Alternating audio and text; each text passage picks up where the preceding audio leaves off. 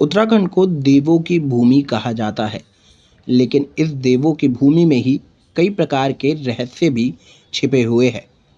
गाजियाबाद की एक समिति द्वारा ऐसे ही एक रहस्यों से वर्षों बाद पर्दा उठाया जा रहा है। ये रहस्य एक ऐसी कहानी की है जो समाज की एक अलग चेहरे को दर्शाती है। दरअसल इस कहानी के माध्यम से उत्तराखंड में हुई एक घटना को लेकर चर्चाएं जोरों पर हो रही है। क्या ये घटना है और किस तरीके से इसे फिल्म के रूप में दर्शाया गया है, आइए समझते हैं। इस पिक्चर में भी यही दिखाया गया है कि जब उस दुल्हन को ले जा रहे थे आज से 200 साल पहले।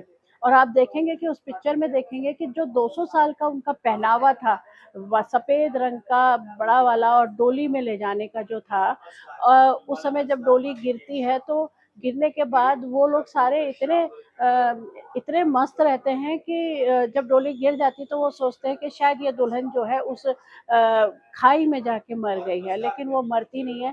जबकि उसको बहुत चोट लगी रहती है और वो वहाँ बड़ी आस पे और रोती है कि कोई मुझे लेने आएगा, लेकिन उसको मरा हुआ समझ के और उसको छोड़ के चले जाते। वही आह उसको लगती है।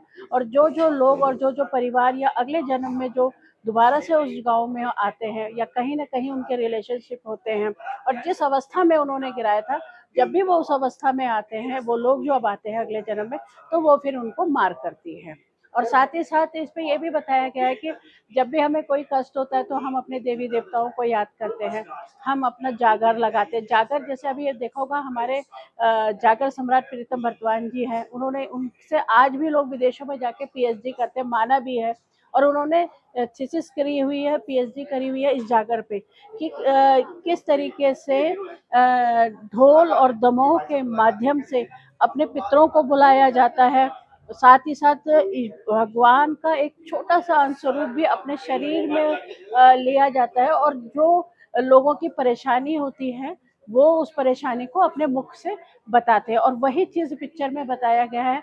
उसको बुलाया जाता है, देवी उसको बुलाती है और बताती है। फिर वो कहते हैं कि बता, तू ये क्यों ऐसा कर रही है, क्यों छोड़ेगी, इसको छोड़ और मत मार लोगों को। तो वो बताती है कि जब मैं उस समय परेशान हो रही थी, दुखी हो रही थी, जब मेरे को चोट लगी थी और मृत्यु की तरफ मैं जा रही थी, तो किसी ने मेरी पूछ नहीं करी।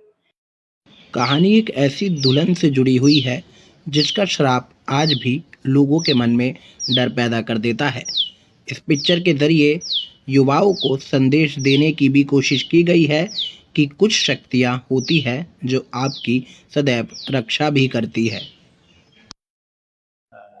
और ये फ़िल्म हम यहाँ पर आए हैं असगार फ़िल्म के लिए। असगार यानी कि श्राप, किसी दुखी इंसान का श्राप, चाहे वो महिला हो या पुरुष हो, उसको उत्तराखंडी भाषा में असगार बोला जाता है। नहीं, ऐसा नहीं है। जहाँ पर देवता वास करते हैं, वहाँ पर राक्षस भी वास करते हैं। ये मैं नहीं कह रहा हूँ, ये आपने पढ़ा होगा, देखा होगा। और ऐसा ही है, अच्छाई के साथ बुराई हमेशा साथ चलती है। हमारे देवता हैं, तो इस तरह की ताकतें भी हैं। और मैंने कहा ना कि जो सुपरनैचुरल जो हमने इसमें एक्चुअली आस्था और विश्वास का खेल है। ये फ़िल्म के माध्यम से कहीं न कहीं लेखक और निर्देशक ये बताना चाहता है कि जो आज की युवा पीढ़ी है, वो जो इन शक्तियों को नहीं मानती।